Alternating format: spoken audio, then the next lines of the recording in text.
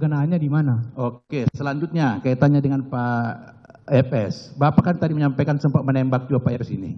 Siapa, Pak? Dengan senjata apa dipakai? Sama? Glock, Bapak. Glock juga. Itu Glock juga harus dikokang dulu ya? Dikokang dulu. Jadi Pak FS itu melakukan kokang juga dengan 2 tangan?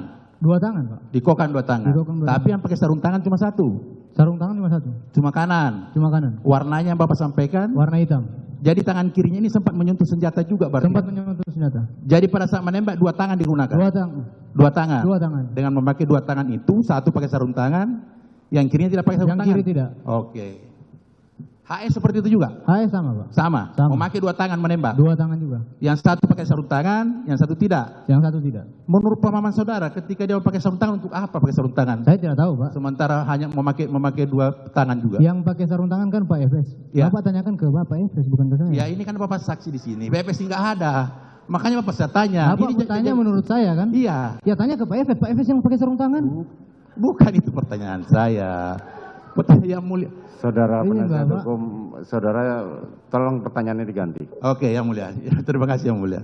Selanjutnya, saudara saksi, Bapak tadi menyatakan bahwa Pak FS ini menggunakan 2 tangan ketika melakukan penembakan dan sebelum penembakan, sementara 1 memakai sarung tangan. Pertanyaan selanjutnya, kaitannya dengan... Kalau orang tahu nembak pasti tahu maksudnya apa, Pak. Iya, tahu. Ya. Kenapa Jadi- cuma pakai di kanan? Ya. Pertanyaan saya selanjutnya, jarak antara Joshua dengan Bapak ketika melakukan penembakan? 2 meter, Pak. 2 meter. Siap. Dengan jarak itu kira-kira tembus nggak peluru ya? Dari pengalaman Bapak sebagai polisi ini.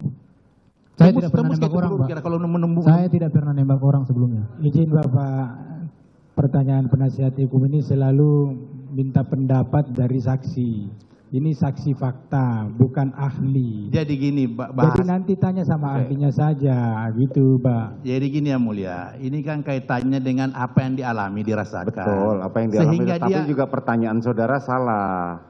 Coba diganti yang lain. Oke. Silakan. Siap yang mulia. Kaitannya dengan skenario. Skenario, Pak. Iya, skenario. Pada saat setelah kejadian, Pak Richard ini kan diperiksa di propos ya? Bertiga. Siap. Betul, Pak. Bertiga. Bertiga ini diperiksa di propos. Bertiga diperiksa di propos. Nah, kemudian cerita terkait dengan skenario itu Bapak jelaskan. Siap, betul. Apakah Pak Richard ini dengan ketiga terdakwa ini pernah bertemu nggak untuk bersepakat kaitannya dengan cerita skenario ini? Tidak ada, Pak. Tidak ada. Kami di propos itu Berpisah. Satu mobil. Kita berangkat sama-sama satu mobil. Kita sama makan-makan sama-sama di mobil. Oke. Tapi jadi tidak ada membicarakan tentang itu. Oh, kejadian. tidak ada membicarakan Tidak ada, Pak. skenario itu. Tidak Sama ada. sekali cerita sendiri. Sama sekali cerita sendiri bagaimana, Pak? Cerita masing-masing dalam artian. Cerita masing-masing. Masing-masing. Iya. Pak Kuat ini bercerita kaitannya dengan dia menutup jendela dan sebagainya. Iya. Kemudian Pak Richard bercerita bahwa dia sempat menegur Joshua yang kemudian menjawab dengan tembakan.